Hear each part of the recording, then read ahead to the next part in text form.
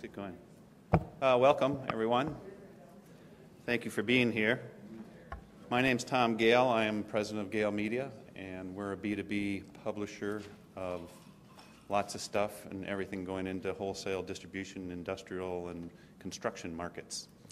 And I'm especially interested in our session today, which is innovative ways to market data products. 3 years ago, I bought a market research company, and we've been working really hard as a company to integrate that in with our information services, and it's been working both really well at times and more challenging at other times. And so I'm particularly interested in what our panelists today have to say because they have some deep experience with marketing data products in some very different types of data products.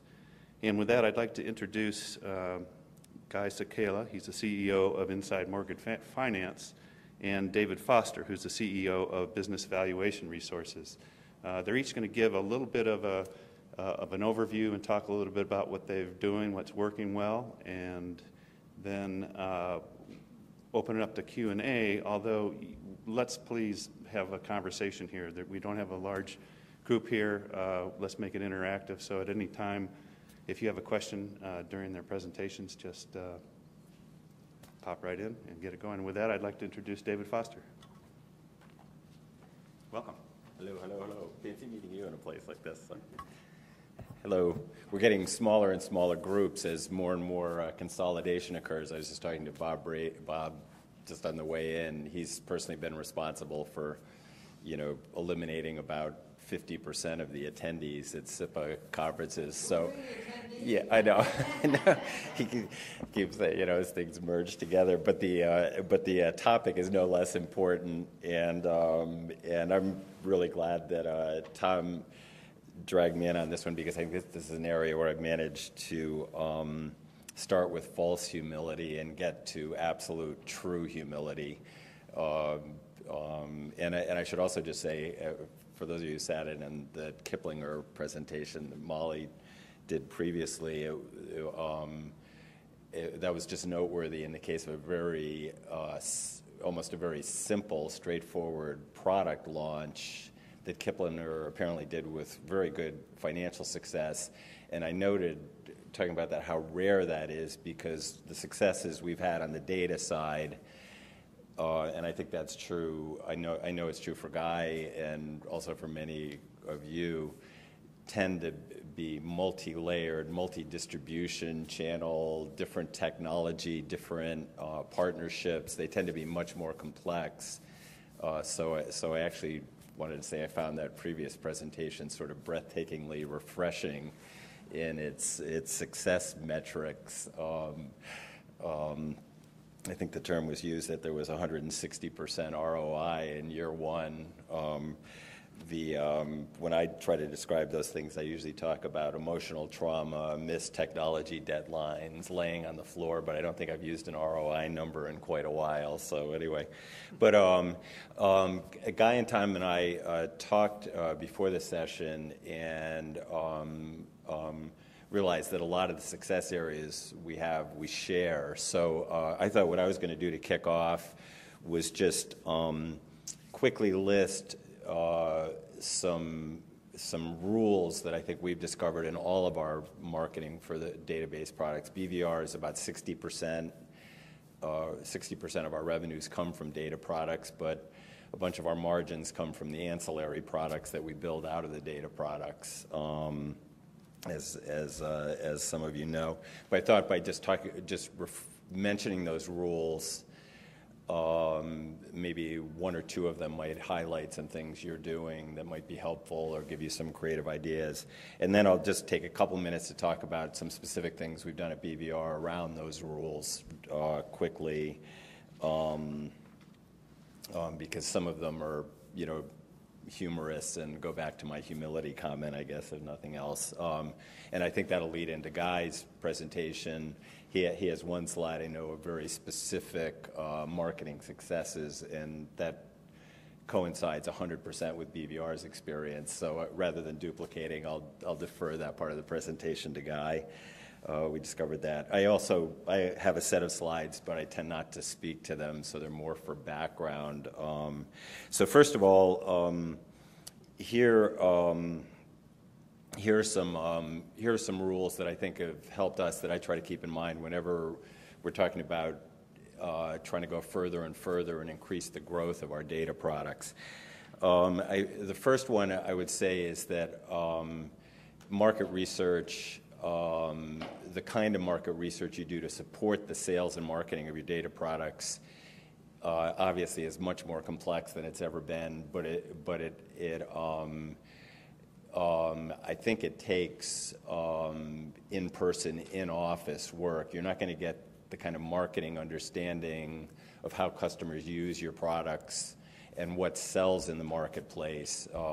So you have to go beyond direct marketing techniques if you're selling data products. That would be my first rule. And in this case, I brought for this one rule, I brought a show and tell item, an iPad, which the reason I brought this is because I got this iPad free because in a market research trip I took to the Association of Corporate Growth, which is a big representative organization that covers most of the private equity firms. Dow Jones, Reuters was there. They had a huge booth, like almost as big as this room, and they had 8 salespeople. So I went up and talked to them about what are these people buying, and the Dow Jones salespeople were actually very friendly and open because I was trying to figure out some products we could launch into that market. And at the end, one of them said, well, give me your card. We have a drawing for an iPad. And I said, well, okay, but I'm a competitor, but here's my card. So 3 days later, I get a call that I have won the Dow Jones iPad. So I say, no, remember, it was me, BBR. I'm like, I was just picking, I wasn't a customer. I was trying to get ideas. And they said, the woman said to me, I kid you not, it's okay. We were there for 2.5 days, and we only got 2 business cards. You can have the iPad. Which that market research was, whoa, I am not going to go into this market and sell data products. So rule number 1, I think, is you have to have a much different relationship with your market for data products than you do elsewhere. And maybe the best benefit is to take the iPad and get out and not do anything. The second rule I think that's helped us succeed is that the more your data products have analytics, the better opportunities you have to succeed in marketing. Simply because each tool potentially can be marketed at different price points as a separate product. So it gives you multiple entry points into the market. So instead of just marketing one product, you can be marketing the bells and whistles as 10 different products to different subgroups and things like that. And the richness of that element, again, allows multiple entry points into your data products, if that makes sense to everyone. And I think that's critical in a way that it might not be with, say, a line of guides or special reports. But leading into the kind of guides and special reports, and Ronnie, who's here, is very involved in this in our marketing department, so you could talk to her about this more completely. But obviously, the data that you collect as your data products can be a very central part of all your other content products. So it supports a multi-distribution channel approach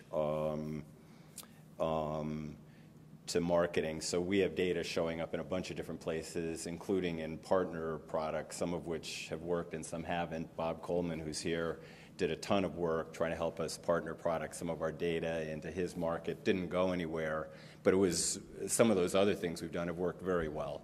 So you got to keep trying those. So I would say moving the content around. And at a macro level, I think two of the big players in our market are FactSet, which some of you may know, and Thomson, again, Reuters, obviously. And if you look at the FactSet is generally perceived as a data company with no alternative distribution strategies, and whereas Thomson is a traditional they consulting up here down to free content all over the place.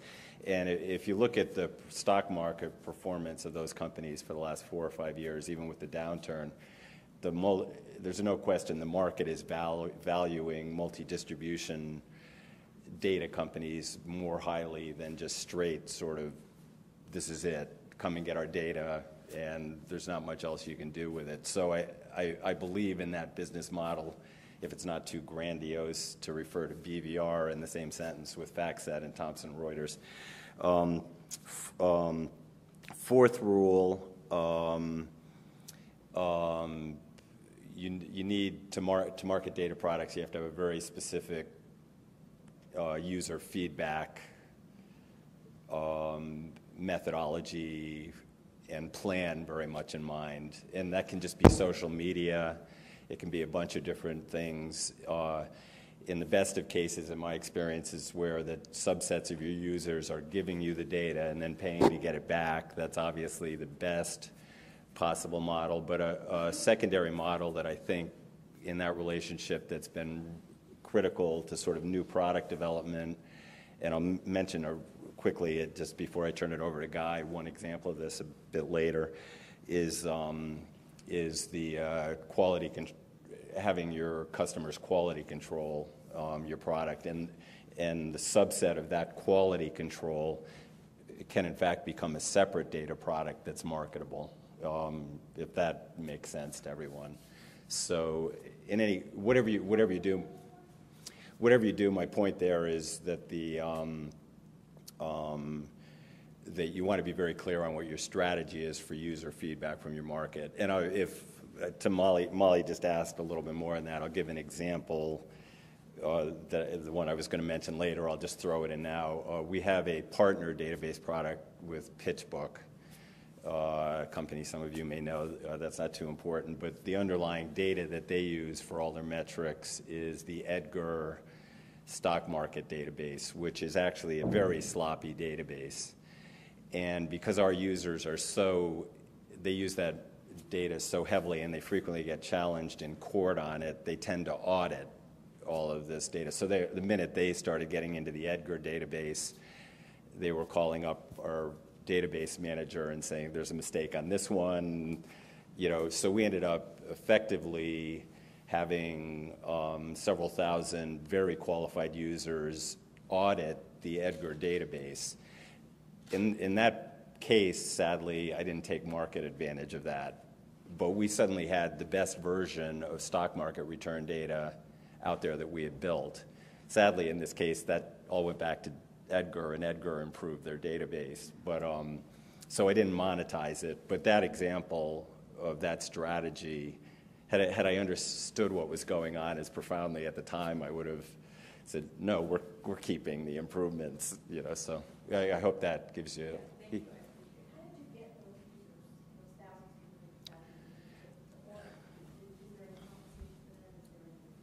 No, we serve a very small market. There are about 6,000 business appraisers in North America, and then we have secondary markets around it. So, but they tend to be in the database 5 times a week, 10 times a week. So people were in there through trial subscriptions, the people we've sold the accounts to. So it's just our standard users through site license and things like that.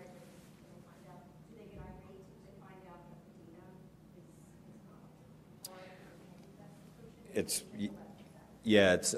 requires very precise customer service. You need, yes. The answer is yes. Yeah.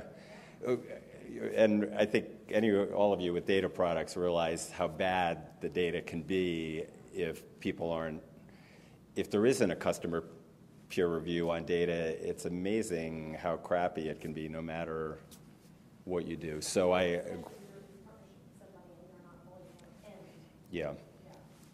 precisely. Yeah, this is a classic case of that because PitchBook's users are kind of the deal guys, and not to generalize, but they tend to be much more glib. Like they never, okay, here are 10 comparable companies, the multiple was 1.6, okay, that's enough. So for PitchBook, the product was absolutely fine.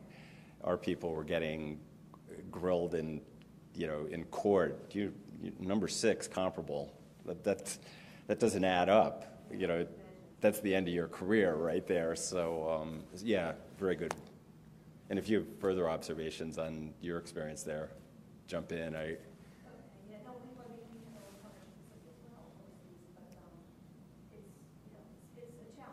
Yeah. They question you, their users question you, we question them, our users question. Yes. And it can be very hard. In this case, you end up very dependent on probably one champion with your partner, which is what's happened to us here.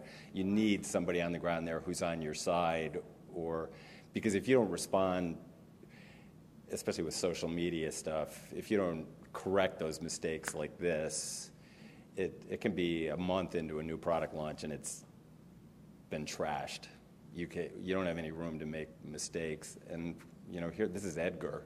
This is and it's terrible. So yeah, good point. Thank you. Maybe we can get back to that. Rule number 5, just branding point. Especially if you're launching new data products, you got to ask yourself: are you the most credible person to bring this to market? Because if there's another brand out there that's more credible, it's better to partner with them. You're not going to take market share, I don't think, in this day and age, unless you're really lucky. So I think just as publishers and marketers, just say, is our brand going to carry the day here, and be brutally honest with yourself on that one. Rule number 6 is just the technological nimbleness issue in database product marketing. I think you can't do it anymore without good ERP level software, which is why 2 of the BVR folks are talking about our Salesforce integration next door right now, because you can't. Same thing that was said by the keynote speaker this morning. If you say, okay, we're going to get this data product and we're going to spend $150,000 in a release in 6 months, the likelihood of that ever returning is so remote at this point that you've again, brutal honesty, I think, on your ability. And also, if you are investing in technology in any way, what you should be investing in is the ability that if somebody proposes a subset of my data set as a ancillary product, I need to know I can turn that around in 2 days. That kind of nimbleness. So like auto dealers want, Jim Muntz is here, they want a slice of our data. It's not a 6-month build-up. It's like, okay, there's the slice of the data. There's the portal on the front end. Go ahead, sell it. Rule number 7 is, in database marketing, if you're lucky enough to have a group of thought leaders around your database, put them on the board of advisors, engage them. This just goes back to old word-of-mouth marketing. But in our market, we're very lucky. There's essentially literally 50 people, maybe 51, it may be 47, who sort of dominate the best practices and the standards. So it's very easy to engage them. They'll produce other products for you. They're on they're on LinkedIn. They're everywhere else talking about how great you are. And at this point, I'll insert a joyful moment we had at the AICPA National Valuation Conference. Was here about 3 weeks ago. And the keynote session, they had a bunch of the leaders in the profession dress up as Family Feud families. It was pretty tacky. But it is the AICPA, and it was Las Vegas, so it fit in perfectly. And so then they did valuation questions, and the first question was, which website do you use most frequently in your valuation? And they had polled this group of thought leaders who love us.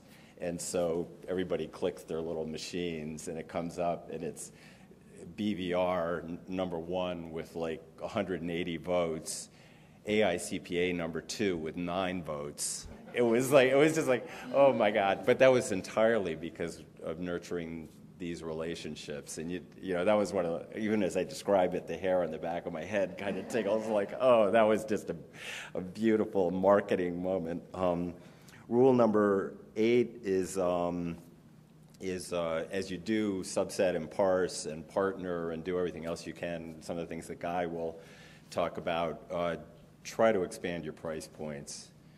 That was what I was thinking about during Molly's presentation just before this, that, you know, Kiplinger did this launch with a $79 price point, whereas I'm always trying to think, how do you get from 0 to 200,000, you know, different price point entry?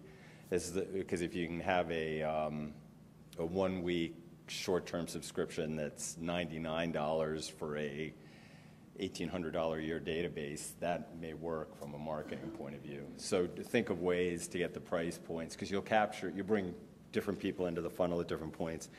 The last rule is just a very simple one that we all do, is the how to use the database, the free webcast, webinars.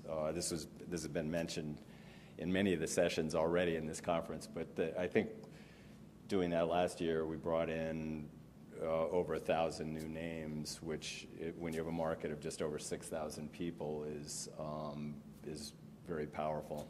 You know, so that part's helped us. Not all those names have been good ones. Now that I can see what happens to them in Salesforce, you realize a lot of them go nowhere, but many of them do go somewhere and become customers. So those are the rules. So the last thing I'll do, and then I'll turn it over to Guy. Oh, I'll click through. Yeah, as I said, I'm still firmly in the camp that believes that if there are PowerPoint slides involved, no information is moving from one side to the other. So, but that's, you know, a shtick from my college professor days, I guess. Just a couple of I think I picked 3 just examples besides the one that I accelerated in response to Molly's question, just as kind of examples of the playfulness about what happens in marketing and how nimble you have to be intellectually to succeed. The topic being innovative marketing here. One example is from the small company we acquired, EPM. They have a set of data around licensing, consumer licensing, like how much more you can charge if you have a Disney character on your T-shirt, or the latest Japanese image on your toothbrush or whatever. It's essentially ways to sell more products to, young children. That's kind of what IRA specializes in. And so we were trying to move around the data and create different sets of products and sort of prioritize them. But I think the most powerful offshoot that's going to come out of that is that a lot of those people are inquiring about sort of emerging market components of this licensing thing. And so out of that, we're now doing, for 2014, our first effort is literally a merchant tour where we're taking 3 or 4 major retailers to Moscow. So the product that came out of that was about as far away from a data product as you can get, but it came out of the attempt to capture the international royalty rate data. So I use that as an example of sort of, look what happened with the data product here. We're going to have people walking around department stores in Moscow in October, so that goes a long way. The second thing, I sort of mentioned the partnership in regards to what we did with Bob, but we also have a number of partnerships, which I'm sure many of you do, but they're so critical, where the deal is, okay, your members, if they give us their data, they can have our data for free for some period, and I think it expands our ability to develop new products. It expands the quality of our product. It gets more people talking about our products. So I would say that, give us your data in exchange for access. We have a relationship with one of the intermediary professional associations that we've been working very hard on and struggling with, but when it works, emails go around the office. We just added, another 85 new transactions, and we're getting private company financial statements, so these are very hard to get. So there's, that kind of excitement. And the last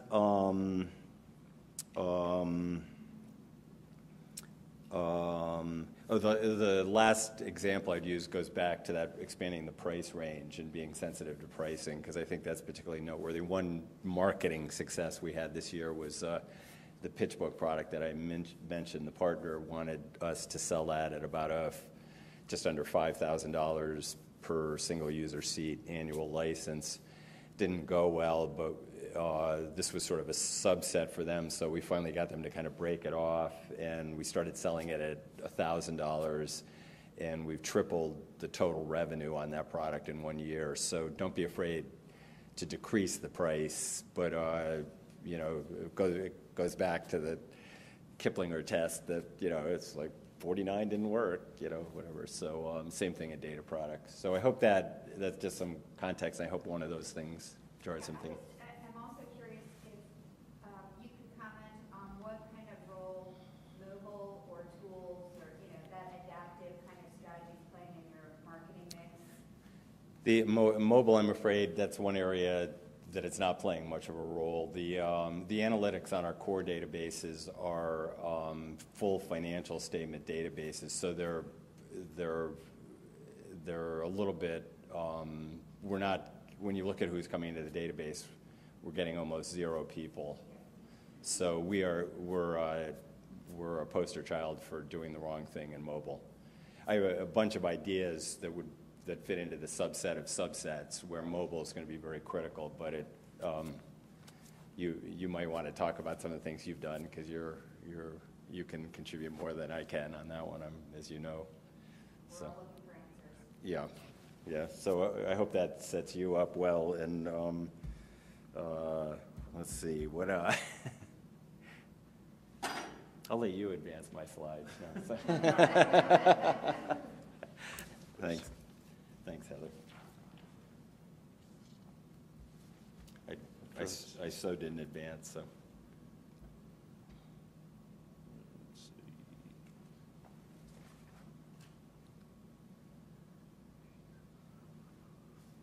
That's probably you there.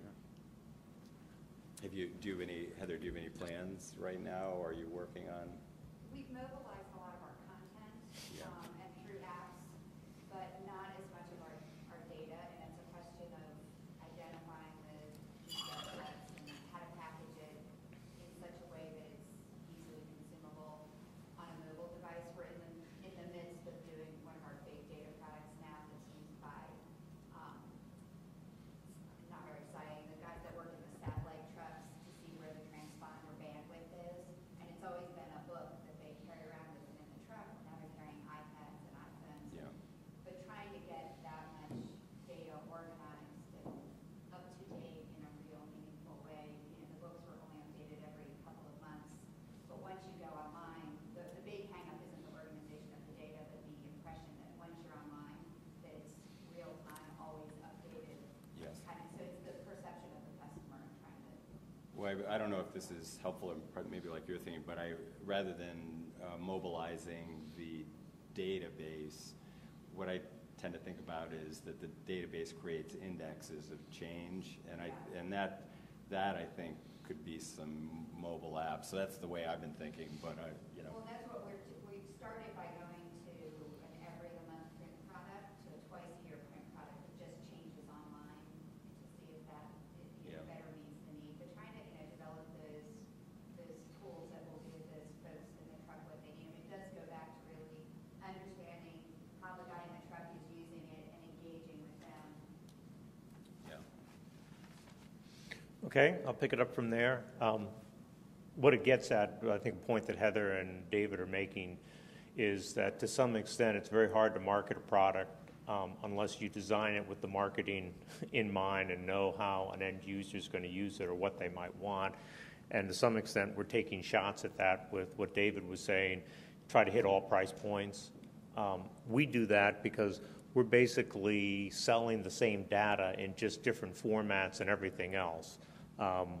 We're a company that was built on newsletters, but heavily data-focused newsletters. And to some extent, We just spent the last 5 or 10 years decoupling a lot of that data and creating data products out of stuff that's already in newsletters for us. And we know there's, to some extent, more markets for the data alone than the newsletter itself, but we're kind of locked in from an organizational standpoint in terms of creating all that material, and it works well in terms of deadlines and everything else. So that's the process we've got. As far as strictly data products, we're a little different from David. Probably it's 30% of our business, but it's probably the fastest growing. It's also the one we can turn on a dime and design a product in literally a couple days or weeks and start testing, marketing, and everything. So it makes us very nimble, and it's the kind of thing we like. It also allows us to appeal to different companies. One of our big growth now are hedge funds and private equity firms. These are very smart guys. They don't want a lesson in a newsletter and get weekly installments on something. They want to absorb things right away and buy it, and we need to have products for them. They're willing to come and pull out American Express and spend $10,000 on the website. We've got to have stuff to be able to sell to them. So that's one of the focuses we've got. Going to the point of having different price points, we go from basically a data spreadsheet, a ranking of 150 lenders or whatever that we sell for $150 or $250. And then we have PDF reports that are basically hundreds of rankings that are put together in a book. We've started moving a little more to data subscriptions, which are allowing people to access databases online as well as spreadsheets and everything. To be honest, the low tech is more appealing to our customer base. We learned that years ago, is that it doesn't make sense to develop a high-tech product if most of the people that we're dealing with just want to look at a PDF. Don't be afraid, or don't rush to high-tech just for the sake of being able to do it. It's the same thing, I think, with mobile apps. A lot of our customers say, can they access this stuff on a mobile thing? And we say, sure. Are you going to do it? And they said, no, I just wanted to know. So it's a little frustrating on that point. So I wouldn't rush again to develop a lot of mobile apps. If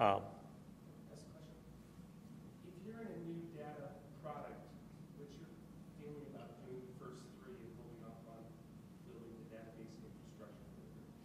Well, for us, it's an easy thing because we always build the database infrastructure first because we have to do it to create the data, the rankings and stuff. We've been doing, a lot of the databases are internal databases that we've had that we've just maintained inside the company or whatever. And it's a question of, and I'll get to that a little more. You can see from the list here, we have the largest one we've got is a $50,000 database project, which is pretty much the internal database. One of the internal databases we've been using for years. We just had to create a dashboard and make it more accessible to somebody else. And anyway, this gives you an idea of the products we've got. Again, most of these we've been able to develop with relatively little development cost because we've always been using them for content in our newsletters. And it's just a question of coming up with a format that works for selling them. This may look primitive to some extent. You know, when I say we sell a ranking of lenders or whatever in a PDF format, that's exactly what you do. You go to the website, pull out your credit card, you can buy 10 of these or whatever. We sell a surprising number of them. They're extracted effectively from a $1,200 or $1,400 newsletter. And even though you end up paying about $2,000 or $3,000 to get the same information you'd get out of the newsletter and you don't get it any faster, they still want to do it this way. And again, it's the kind of private equity consulting firms. We do a lot of business with consulting firms on this stuff. They can't bill a subscription, but they can bill anything they want as part of a specific project. The special reports, which is the one you see on the left, that's just, again, a compilation of different data pages and everything else. And one of the things we found when we developed like a $5,000 database, We test it, we show it to people, and they said, could you give us some printouts from the database? So we had much better luck just selling it as a report in hard copy form rather than giving them a database to deal with. And this is surprising because we're dealing with very large financial institutions, but they have a host of problems you never even thought they'd have. You know, they can't move past, Microsoft Office 2003, for example. So anytime we develop another product, we can't sell it to them because they don't have the hardware that'll support it. So again, think low tech. This is the dashboard that we've created for one of the data products. This is briefly talk about this product just because it's the first one we developed. One of the things we heard in all our data products is, okay, it looks great, what do we do with it? This is one just designed to develop prospects or customers for a private mortgage insurance company. Very specialized product, but we know a lot about that industry. We know a lot about their customer base. Since they're lenders, we have ways to identify them. And this basically allows them to identify them, and it's updated every month, how much business they're doing anywhere in the United States on a loan level basis. In theory, they have the access to similar information, they just don't know how to organize it. And this is a $50,000 product that they couldn't, no way they could develop it for 10 times that amount in-house without using a whole big IT department or anything else.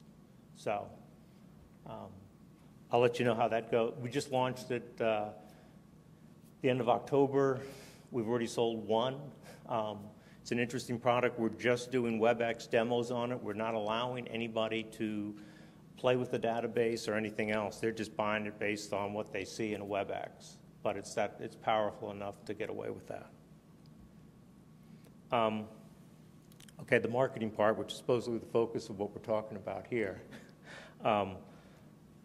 We basically divide up our marketing by the cost of the product. Coordinated large-scale email marketing for prices in the $600 or more range. Direct sales contacts are going for the $50,000 product and the WebEx, as I mentioned.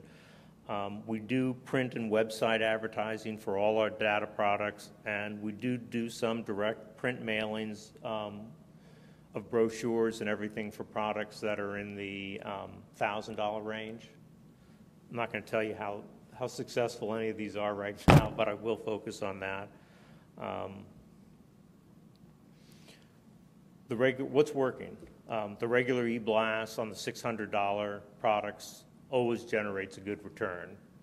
Anytime we do that, we make money. And it's just, we have probably a dozen products at any one point in time. We constantly refresh them and change them, but it works. The customer base likes it. And it's an easy way to do it. We also, a lot of you probably have news alerts that go out. We try to create news alerts around the release of the data. A lot of our data is quarterly, or most of it's quarterly. I don't think, some of it's monthly, but when we do have a special report out, we'll make a news event out of it and publicize it in our news alerts. A lot of times it gets outside coverage, and that works well. It also lives on the website as a news item and a story that people can do, and if you just build in links, that works well. Organizing data products on website with separate, easy-to-find landing pages, that may sound like the most obvious thing. It's probably the biggest success story we've had. We have one product that's, I think it's about a $3,000 data product that we sent out e-blasts on and basically had no luck at all. When we reorganized our website to make a specific landing page for it, called it out in the data thing, we did much better. And we've sold, we sell 10 of those a month now, just based on people coming to our website. There are obviously people who aren't on our email marketing list, but can't emphasize enough, you need to have products that people can find. And it's tough for us because we have so many products and we're basically marketing them all from one website. So it's not that easy to do. The personal contact and the sales. We do limited sales just for the high-priced data products, but they're with our head of customer service, marketing director. They're very high-up people. They're contacting EVPs or higher So we need to have people who know what they're talking about. What's not working? Really, direct mail marketing for any of our data products has not worked very well. We still do it because we find that there's, in many ways, less competition for people's attention in direct mail these days than there is in email. I know I get like 100 emails, marketing stuff a day. I get maybe 5 things on my through the regular mail. So we still try it. We've got some annual products that we do that may be a reminder and stuff, but it's very hard to generate products out of direct mail. I should say, though, we're still using it to generate business for other product. Newsletters still sell pretty well through direct mail, so it's something you need to figure out which product you're doing it with. Display advertising, other trade publications, links, that's never worked well for us with the data products. Guy, are you doing AdWords? I beg your pardon? AdWords? Not anymore. Do you do any content marketing? Are you putting your data into your newsletters with then a link through so that they can purchase the product if they want more data? The problem is, if they get the newsletter, they get access to all the data anyway.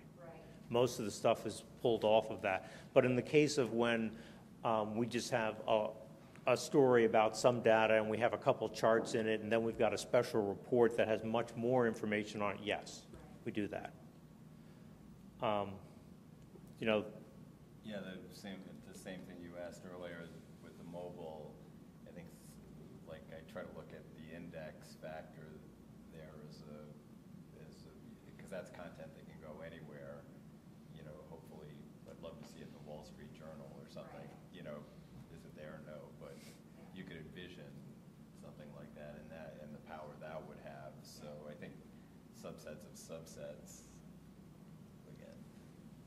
Again, in terms of best ideas, one of the things I mentioned at the outset was when you are developing a data product, consider how you're going to sell it. A lot of our data ideas come from people in our staff, and that's the first thing we ask them, okay, how are we going to sell this? Who's actually going to buy it? Make a case for that. And that kills about 80% of the ideas because it's very hard to come up with a marketing way to do it. Although email marketing, if anything works on that, it's a very easy, low-cost way to test the product. Constantly test new approaches and retry old approaches. We still go back to the well on direct mail and see, if that works. We try sales on some of them and follow-ups. One of the things we did religiously from the start, as I mentioned, we have these private equity or hedge funds coming in. They'd spend $2,000 or $3,000 on the website. They could have bought more. We'd have somebody contact them within 24 hours and say, "Can we help you with anything else? Did you?" And they just said no. Don't bother us. I knew what we want. We found it. That's it. We're not interested in the newsletter. We're not interested in any of your quarterly updates. I've got a project now. I've got to make a decision in 48 hours. This is what I want. So, but anyway, I think it's worth trying, the follow-ups or whatever else, particularly you have so much information that's coming through websites. Did you have a question, Bob? Okay. Well, also on the other end of that, I sort of, as you were talking, I was thinking it's what we're investing in 2014 in the business plan, and there are, definitely more regional events, more international events is one thing. We're also investing in marketing software and Pardot in our case, to help track these behaviors more closely, as you're saying. But the sort of the other end of the spectrum, I think, is the hopes to build more sort of onboarding versions of our products, which are, if you're new to the profession, here's the core set. You need to sort of, get your suspenders on and using that as a marketing approach. So we're building some onboarding versions, the opposite end of saying, oh, I see you're, Ernst & Young. Do you have another 250 people in the Czech Republic who need to be signed on, which we're obviously doing too. Yeah, the other thing I should mention is you can listen to your customers, even if, one of the things we heard, for example, it seems kind of obvious, but we never did. We forced them to buy PDFs when they bought a ranking, one-page ranking. And what we'd have is a lot of people would call us and go, can we pay extra and buy the Excel spreadsheet so we don't have to re-enter it into a database? And we said, guess we could do that. And we have been selling to them. We're just building it into the website now, which is going to be another option, and it's going to be twice the cost if you want that.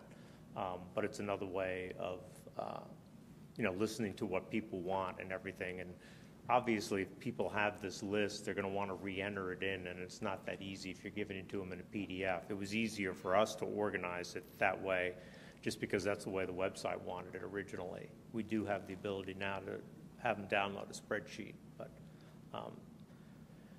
and that's part of the organizing data on your website. Give them different options. Don't make them work to get it.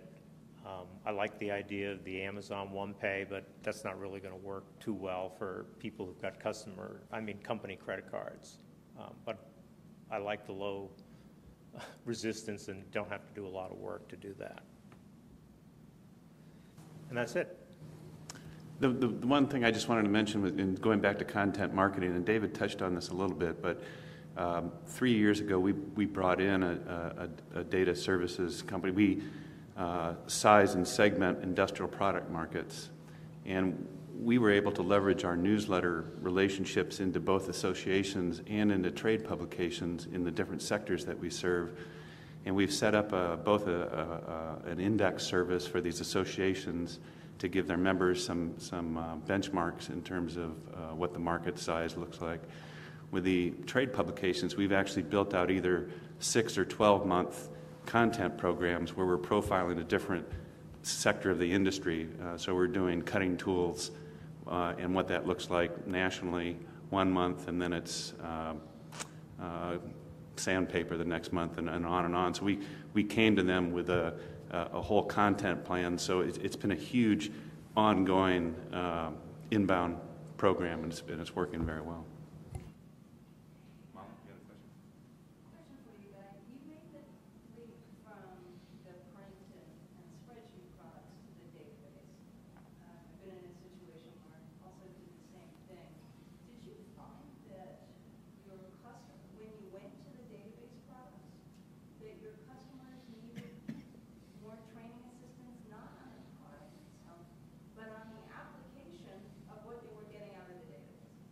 No question, and that's the last product I said. The big $50,000 database is really supposed to be a data product for idiots. In that, this is telling you who to contact and your customers.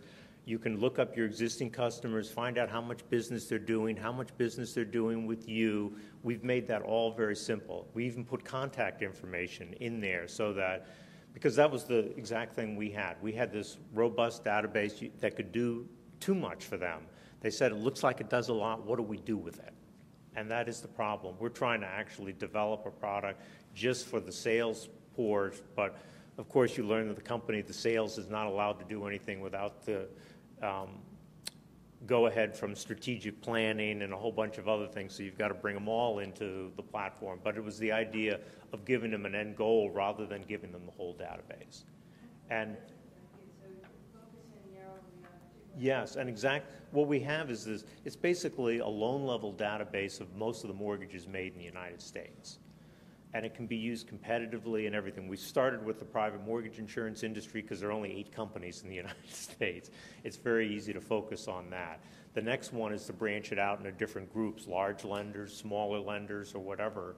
But we design it specifically with that in mind. We'd have to talk to them a little more.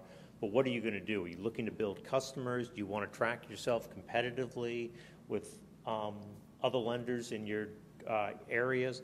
We're shocked that a lot of companies don't do that. They don't have any competitive analysis of their competitors or whatever else. But some of that is selling them on it and then giving them an easy-to-use product. But I think, to your point, yes, if you can come up with a somewhat narrow goal of what this data product would do, it's much better than giving them a raw data, what they consider as a raw data product. I would just also comment, if you can come up with a product out of the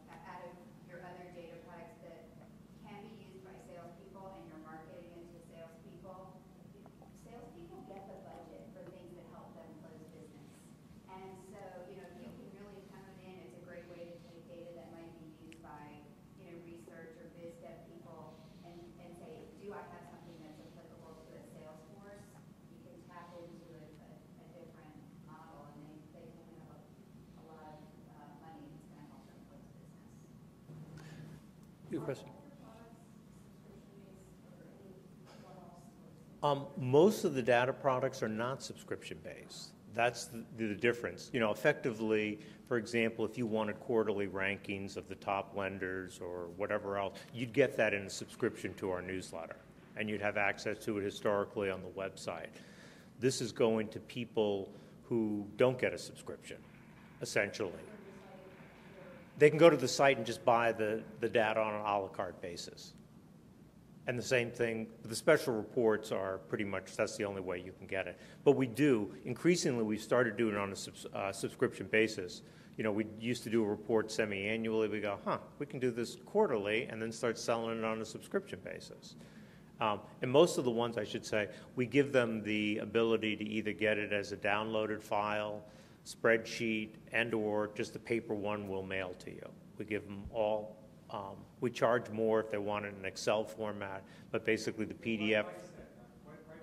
Because you can get away with it? I beg your pardon? Why do you charge more? Because you can. For the Excel spreadsheet? Yeah. Because we feel, we're saving them a lot of time, and you know they can do a lot more. It's more valuable. And with that, thank you very much, David and Guy, and appreciate it.